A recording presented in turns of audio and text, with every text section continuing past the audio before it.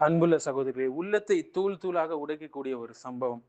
நினைத்தாலே கண்ணில் கண்ணீர் மல்க வைக்கக்கூடிய ஒரு சம்பவமாக நம்மளுடைய காசா உடைய நிலை, தற்போதைய நிலை இருந்து கொண்டிருக்கிறது. பல வருடமாக அங்கே நம்முடைய சகோதரர்கள், சகோதரிகள் எண்ணற்ற துன்பங்களை அனுபவித்துக் கொண்டிருக்கிறார்கள். சோதனைகளை அனுபவித்துக் கொண்டிருக்கிறார்கள். அல்லாஹ்வுடைய உதவி விரைவில் வரும் என்பதில் எங்களுக்கு நம்பிக்கை இல்லாமல் இல்லை. நிச்சயமாக வரும். எதிரிகள் கண்டிப்பாக தோற்கடிக்கப்படுவார்கள். இந்த அவர்கள் படக்கூடிய துயரங்கள், சோதனைகளுக்கு பின்னால் அல்லாஹ் பல ஞானங்களை வைத்திருக்கிறான். அவற்றை நாம் சிந்திக்க வேண்டும் சகோதரர்களே. அதிலிருந்து படிப்பினைகள் நாம் எடுத்துக்கொள்ள வேண்டும். முதலாவது ஈமான் மற்றும் பொறுமையுடைய சோதனை. அல்லாஹ் தன்னுடைய அடியார்களின் ஈமானை சோதிக்கிறான். அவர்களின் தரத்தை உயர்த்துவதற்காக. நாங்கள் ஈமான் கொண்டோம் என்று சொல்லிவிட்டால் அப்படியே விட்டுவிடப்படுவார்களா என்று அல்லாஹ் கேட்கிறான் அல் குர்ஆன்ல, சூரத்துல் அன்கபூத்ல. நிச்சயமாக அவர்கள் சோதிக்கப்படுவார்கள் என்று அல்லாஹ் சொல்றான். ஸோ காசா மக்கள் துன்பத்துடைய மையத்துல இருக்கிறாங்க. அதனுடைய சென்டர்ல இருக்கிறாங்க. ஆனால் அவர்கள் காட்டும் பொறுமை அவர்களை அல்லாவின் முன் உயர்ந்தவர்களாக ஆக்குகிறது. நம்முடைய சகோதரர்கள், சகோதரிகளின் நிலை இன்ஷா அல்லாஹ். மேலும் இரண்டாவது உம்மத்துடைய விழிப்புணர்வை எழுப்பக்கூடியதாக இருக்கு. காசாவுடைய துயரம் உலகம் முழுவதும் உள்ள முஸ்லிம்களின் இதயத்தை தட்டி எழுப்பக்கூடியதாக இருக்கு. அது நம்மை உம்மத்தோடு ஒரு ஒருமைப்பாட்டை, யூனிட்டியை நமக்கு நினைவூட்டுகிறது. நம்மளுடைய சகோதரத்துவத்தை இன்னும் கூட்டக்கூடியதாக இருக்கிறது. அல்லாஹ் சொல்றான், ஈமான் கொண்டவர்கள் ஒருவருக்கு ஒருவர் சகோதரர்கள் என்று. உடலில் ஒரு அங்கம் வலித்தால் முழு உடலும் அதனுடைய வலியை சுமக்கக்கூடியதாக இருக்கிறது. எவ்வளவு ஹதீஸ்களை புகாரி முஸ்லிம்ல நாம் பார்க்கலாம். இது எமக்கு நினைவூட்டுவது என்ன என்றால், பாலஸ்தீன் வெறும் நிலம் மட்டுமல்ல. அது வெறும் ஒரு நிலம் மட்டுமல்ல, மாறாக அது நம்முடைய ஈமான் மற்றும் சகோதரத்துவத்துடைய சோதனையாக இருக்கிறது, ஒரு அடையாளமாக இருக்கிறது. மூன்றாவது பாவங்களுடைய பரிகாரம். சோதனைகள் முஸ்லிம்களின் பாவங்களை அழிக்கக்கூடியதாக இருக்கு.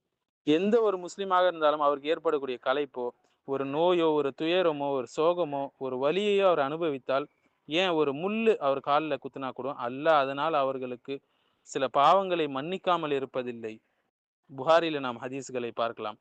அதனால் காசா மக்களுடைய ரத்தமும் கண்ணீரும் ஒருபோதும் வீணாவாகுது. அல்லாஹ் ஒவ்வொரு நிமிடமும் அவர்களுக்கு நடக்கக்கூடியதை பார்த்து கொண்டிருக்கிறான். அவை அவர்களை சுத்தப்படுத்தி அல்லாஹ்வுக்கு நெருக்கமான அடியார்களாக ஆக்கும் என்பதில் ஒருபோதும் எங்களுக்கு நம்பிக்கை இழக்கவில்லை நாங்கள்.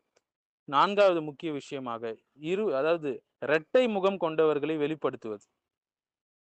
இப்படிப்பட்ட சோதனையில் தான் சகோதரர்களே, உண்மையானவர்கள் யார், அல்லாவின் பக்கம் நிற்கக்கூடியவர்கள் யார், துரோகிகள் யார், முனாஃபிகுகள் யார் என்பது வெளிப்படுத்தப்படும். சோதனையின் போதுதான் இதெல்லாம் வெளிப்படுத்தப்படும்.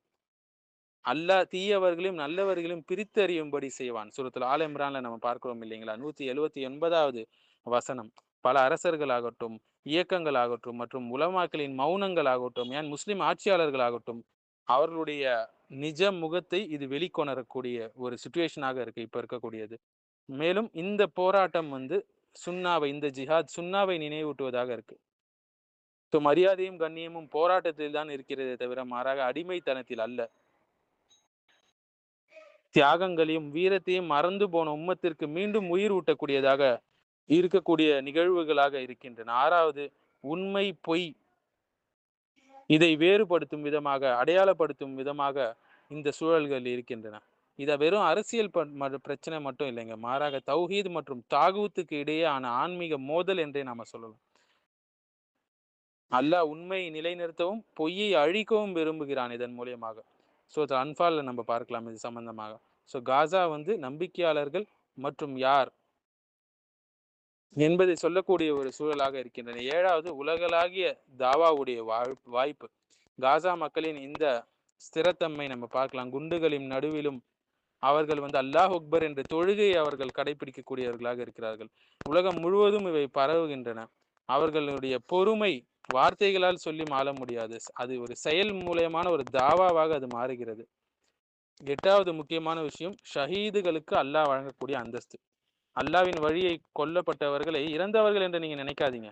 அவங்க உயிரோடு இருக்கிறாங்க, தங்களுடைய இறைவனிடத்துல ரிஸ்கை பெற்றவர்களாக இருக்கிறார்கள் என்று அல்லாஹ் அவர்களை கண்ணியப்படுத்தி சொல்கிறான். சூரத்துல் ஆல இம்ரானுடைய 169வது ஆயத்.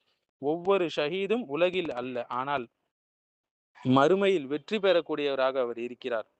உலகத்துடைய பார்வை வெறும் ஒரு குருட்டுத்தனமான பார்வையாகும். அல்லாஹ்வுடைய பார்வையில் அவர்கள்தான் கண்ணியவான்கள், அவர்கள்தான் சிறந்த அடியார்களாக இருக்கிறார்கள். 9வது விஷயமாக முஸ்லிம் சமூகத்தில் அல்லாவின் சட்டத்தை விட்டு விலகி பாவத்தில் மூழ்கும் போது அல்லாஹ் அவர்களை தாழ்த்துகிறான். இந்த சூழல்கள் நமக்கு உணர்த்துவது இஸ்லாமிய சட்டத்தின் பால் திரும்பினால்தான் நமக்கு நாம் இழந்த கண்ணியம் நமக்கு மீண்டும் வரும், நம் கைகளில் கிடைக்கும் இன்ஷா அல்லாஹ். 10வது இறுதியான வெற்றிக்கான நம்பிக்கையை வலுப்படுத்துவதாக இருக்கிறது. ஒவ்வொரு துயரத்துக்கு பிறகும் கண்டிப்பாக நிம்மதி வந்தே தீரும் என்பது அல்லாஹ்வுடைய வாக்குறுதி. அதை நாங்கள் முழுமையாக ஈமான் கொண்டவர்களாக இருக்கிறோம். இதற்கு வரலாறு சாட்சியாக இருக்கு சகோதரர்களே. மக்கா முதல் பத்ரு வரை, ஜெருசலேம் வரை இறுதியில் நம்பிக்கையாளர்கள் தான் வெற்றி பெறுவார்கள் என்ற அல்லாஹ்வுடைய வாக்குறுதி நிச்சயமாக நாங்கள் எதிர்பார்த்து கொண்டே இருக்கிறோம். விரைவில் உள்ளது, விரைவில் உள்ளது. யா அல்லாஹ், அங்கே கஷ்டப்படும் எங்களுடைய சகோதரர்கள் சகோதரிகளுக்கு மிக விரைவில் வெற்றியை தருவாயாக யா அல்லாஹ். அந்த எதிரிகள் மீது உன்னுடைய இரும்பு கரத்தை, உன்னுடைய கடுமையான தண்டனையை இறக்கி அருள் புரிவாயாக அல்லாஹ்.